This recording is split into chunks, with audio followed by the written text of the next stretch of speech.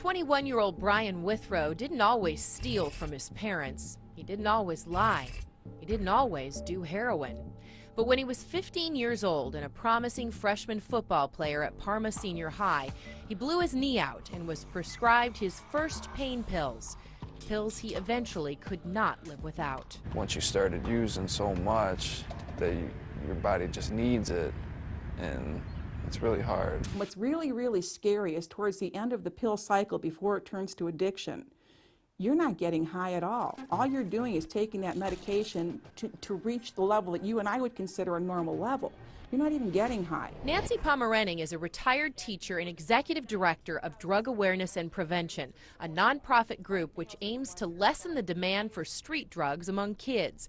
She says 1 in 4 young people has already taken a pill not prescribed to them. The newest trend that's very scary to most of us is what's called a skittle or a farm party, where each kid will bring a handful of pills, bring them to a party, throw them in a bowl, and other kids will come by, take a couple, put them in their mouth, and see what happens. But sometimes just old prescriptions lying around the house is temptation enough. Our young people experiment with whatever's available and whatever's cheap.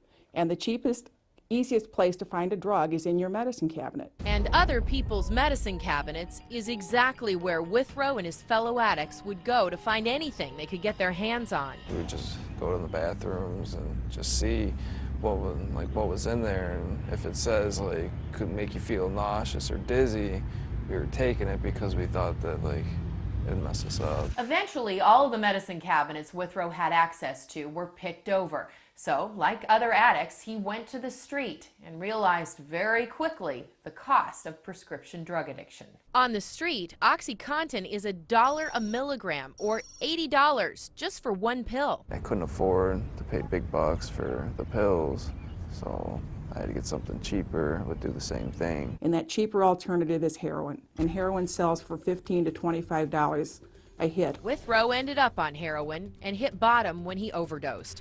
He's been sober a year now. He hopes sharing his story will prevent other kids and their parents from the hell he endured. He's now working and has regained the trust of his family, returning to a life far more reminiscent of that freshman football player with a promising future. But Withrow says he will never recover from the guilt he feels over what he put his family through. They had no clue what we were doing. Most of us do have prescriptions we have long forgotten about. Pomerenning says it's time to remember them. Get them out of the house. You don't need them. On your side, I'm health reporter Alicia Booth, News Channel 5.